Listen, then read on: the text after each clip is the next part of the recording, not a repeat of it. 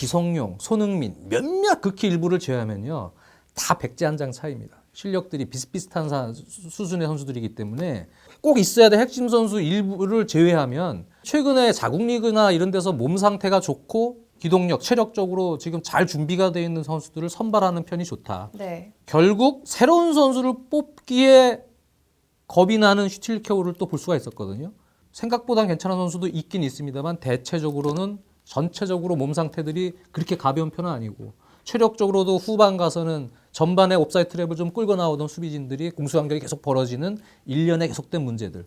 후반에 중국이 우레이를 빼고 우시를 투입하면서 두 명의 미드필더 체제로 갔다면 빌드업이 전혀 되질 않기 때문에 기성용 선수를 좀 앞으로 올려서 그쪽에서 풀어줄 수 있게끔 그러한 변화도 결국은 융통성 있게 하지 못하고 기성용 선수를 오히려 혼자 수비형 미드필더 취해놓고 공격과 수비에서 포백 라인을 혼자 커버하게 하는 그러한 위험 부담을 하게 하는 그런 방식의 변화. 이런 것들을 전체적으로 봤을 때는 선수 기용, 전반에 이정엽 선수는 뚜렷한 인상을 전혀 주질 못했죠. 자신의 카드들. 허용준 같은 선수를 그렇게 중요한 시간대에 인저리 타임까지 한 13, 4분 남겼을 때 처음이잖아요.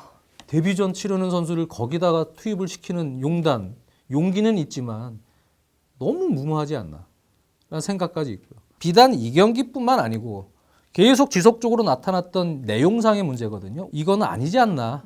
저는 그냥 솔직하게 얘기합니다. 맞습니다. 이거는 제가 봤을 때는 이거는 이제 아니지 않나. 그러니까 하나로 많은 게 바뀔 수 있다는 거를 참 중국전 보고도 많이 느꼈던 것 같아요. 리피 네. 감독이 오히려 사실 후반전에 우리가 지고 있었는데 오히려 더 많은 연출 변화를 중국이 더 보여줬어요. 리피는 저는 아주 효율적으로 대처를 했어요. 제가 봤을 때. 네, 순간적으로 저도 헷갈려서 우리가 이기고 있었나? 이게 뭐지? 라는 생각이 들 정도로 중국은 계속해서 선수도 바꿔주고 뭔가 변화가 있는데 우리는 뭔가 지금 뭐라고 싶은 거지가 명확하지 않은 그런 내용을 후반전에 계속해서 봤던 것 같아요. 일단 저는 전반전 멤버 구성이요. 기본적으로 슈틸리케 감독이 여태까지 해왔던 정말 아주 익숙하고도 거의 똑같은 멤버 구성 아닙니까?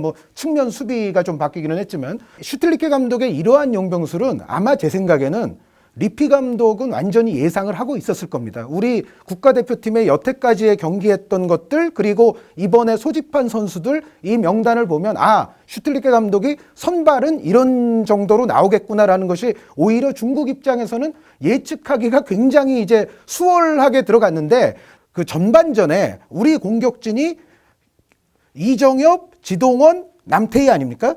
구자철 선수 공격형 미드필더 있습니다만 제 생각에는 한 선수 정도는 사실은 황희찬 선수가 들어가는 게 좋지 않았나라고 생각을 해요. 전반전부터. 왜냐하면 중국이 이제 후반전에는 포메이션을 바꿨어요. 전반전 4-3-3 쓰다가 후반전에는 왕용포 선수를 최진 스트라이커 만들면서 4-4-1-1처럼 하다가 그 자리에 또 왕용포 빼고 나중에는 장시저 선수가 들어가가지고 역시 4-4-1-1 그러면서 이른바 아틀레티코 마드리드식의 이제 두 줄 수비를 쓰거든요. 그런데 중국이 그래도 후반전에 비해서는 전반전에 조금 더 강하게 나오고 공격하는 시간이 좀 많이 가져갈 가능성이 높았고 실제로도 그러지 않았습니까?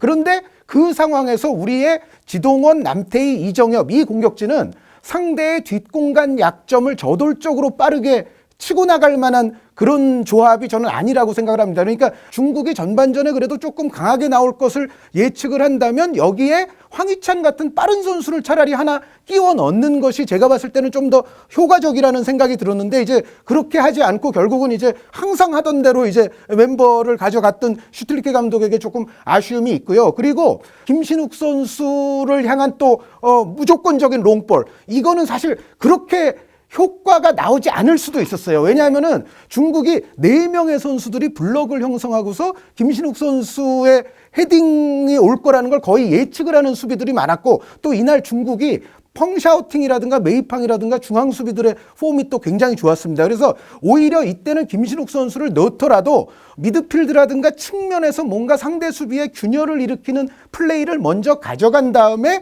상대 수비에 약간의 균열을 일으킨 다음에 이제 김신욱 선수에게 롱볼을 투입했어야 되는데 전체적인 중국의 수비 포진을 봤을 때는 너무도 단조로운 롱볼 공격이 김신욱 선수 투입 이후부터는 들어가지 않았나. 여기에 이제 김신욱 선수의 폼도 그렇게 좋지는 못했기 때문에 전반적으로 이 전술은 또 효과를 보지 못했어요. 반면에 리피 감독 같은 경우는 한 골을 앞서게 되니까 후반전에는 완벽하게 그때부터는 선수비 후역습의 컨셉으로 확실하게 가져갔거든요. 컨셉이 확실한 곳에서 확실한 곳으로 바꿀 수 있느냐 없느냐의 차이가 제가 봤을 때는 이 경기 특히 후반전에는 드러나지 않았나라는 생각입니다. 상대의 전술에 맞게 우리가 어떻게 숫자 싸움을 가서 빌드업을 해서 기본적으로 빌드업에서 리듬이 살아나야 상대가 수비진이 압박을 했다가도 뒤로 물러서면서 밸런스가 깨질 때 우리가 그 리듬을 찾아서 공격을 해야만 정확한 크로스도 갈 수가 있고 또 그 리듬에 맞게 부분 전술이 원투 패스든 좁은 공간에서도 나올 수가 있고 세컨볼 찬스에서도 그런 리듬이 나옵니다. 뭔가 우리는 지금 그것 자체가 되지 않기 때문에 우당탕탕 스텝이 박자가 꼬여서 어스텝 꺼서 중심을 잃고 퍼스트 터치에서 다시 압박에 쌓이는 그 템포를 놓치면서 또 볼을 뺏기고 자꾸 이런 문제가 발생된다는 얘기입니다. 결국은 이러한 선수들의 컨디션 관리도 중요합니다만 어떻게 선수들을 요소요소에 적절한 선수들을 잘 배치를 해서 대표팀에서 잘 활용을 하느냐의 문제인데요. 그게 잘 이루어지지 않았다는 문제. 네. 결국 이날도 좋은 찬스들도 많고 하는데 무언가 남태희 선수도 드리블을 끌다가 한 박자가 놓치거나 그런 장면이 굉장히 많이 나왔어요. 네, 그런 문제들도 나오고 고명진 선수가 사실 대표팀 경험이 큰 경기 경험이 대표팀에서 많지 않은 상황에서 빌드업에서의 약속된 안정성이 좀 떨어졌죠. 구자철 선수 역시 기성용 선수가 그나마 그 유효슈팅 없는 데서 그래도 2개의 유효슈팅을 만들어주면서 분위기를 좀 바꿔보려고 했는데 무언가 돌파구를 찾을 수 있는 해법이 전혀 보이질 않았다는 거예요. 그나마 이 상황에서 돌파구를 좀 찾는다면 그래도 기성용 선수를 좀 활용을 했어야 됩니다. 공격적으로. 뒤쪽에 다른 수비형 미드필더를 교체를 해서라도 상대 역습을 대비를 하는 숫자를 일단 해놓고 측면 수비수를 올리면서 기성용 선수를 좀 공격적으로 활용하는 편이 낫지 않았나. 지금 뭐 최종 예선이 다 끝난 건 아닙니다만 중국 같은 팀한테는 충분히 압도할 수 있는 다 기량들을 지니고 있는데 그거를 제대로 꿰지 못하는 거에 대한 답답함이죠. 맞아요. 그리고 이제 전반전에 이제 공격을 할 때도 우리가 돌파 장면도 좀 있고는 했습니다만 그럴 때마다 또 나타났던 것이 역시 부분 전술 같은 플레이로 우리가 공격을 하지 못하다 보니까는 전체적으로 선수들의 약간의 판단 미스. 그러니까 혼자 과감하게 좀 해야 될 때는 또 이제 뒤로 백패스를 하고 아니면은 정말 패스 플레이로 풀어가야 될 때는 또 혼자 좀 무리한 플레이라든가 무리한 슈팅이 나오고 이제 이런 상황들 어떤 선수들의 어떤 판단이라든가 호흡에도 분명히 장 의원님 말씀처럼 문제가 있었던 한판이고